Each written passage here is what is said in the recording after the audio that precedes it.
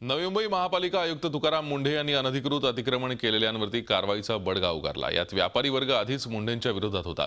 त्यातच तुकाराम मुंढे यांनी प्रकल्पग्रस्तांच्या गावठाण आणि गावठाण विस्तारातील अनधिकृत घरांना तोडण्याच्या नोटिसा दिल्या आहेत। त्यामुळे यावर कारवाई करण्यात येणार आहे। याविरोधात सर्वपक्षीय बैठक झाली।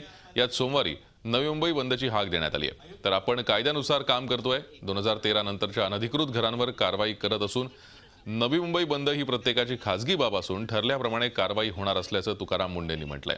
ऐन अधिवेशनाच्या तोंडावर हे आंदोलन होणार असून याचे तीव्र पडसाद उमटण्याची शक्यता आहे। ते अधिकारी येतात, त्या अधिकाऱ्यांनी नव्या मुंबईची पहिली माहिती घ्यायला पाहिजे होती की इथले व्यापारी किती वर्ष आहेत, इथले एफएमसी मार्केट किती वर्ष आहेत, इथले प्रकल्पग्रस्त स्थानिक किती वर्ष आहेत, ते सगळी माहिती घेऊन मग ही कारवाई करायला पाहिजे होतं। आता भाजीवाल्यांना उठवलं, त्यांना मार्केट नको का? फेरीवाल्यांचं काहीच नियोजन नाही, त्यांच्यासाठी मार्केट नको का?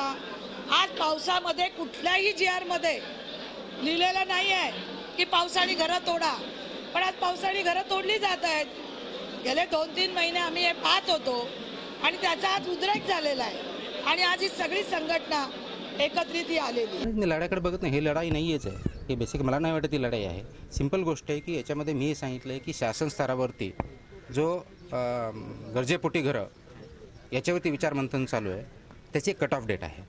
त्या कट ऑफ डेटच्या अगोदरच्या घराला मी हात लावतच नाही आहे।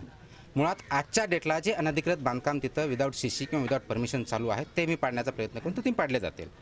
मी परत रिपीट करतो, आजच्या डेटला जे अनधिकृत बांधकाम चालू आहेत ते जे ऑलरेडी ऑक्युपाय 2013च्या अगोदरचे आहे त्याच्याबद्दल नाही बोलत आहे मी त्याच्यामध्ये, कारण त्याच्या पॉलिसी लेवल डिसिजन होतोय, त्याच्यामुळे त्याला मी हात लावत नाही सध्या पुरता।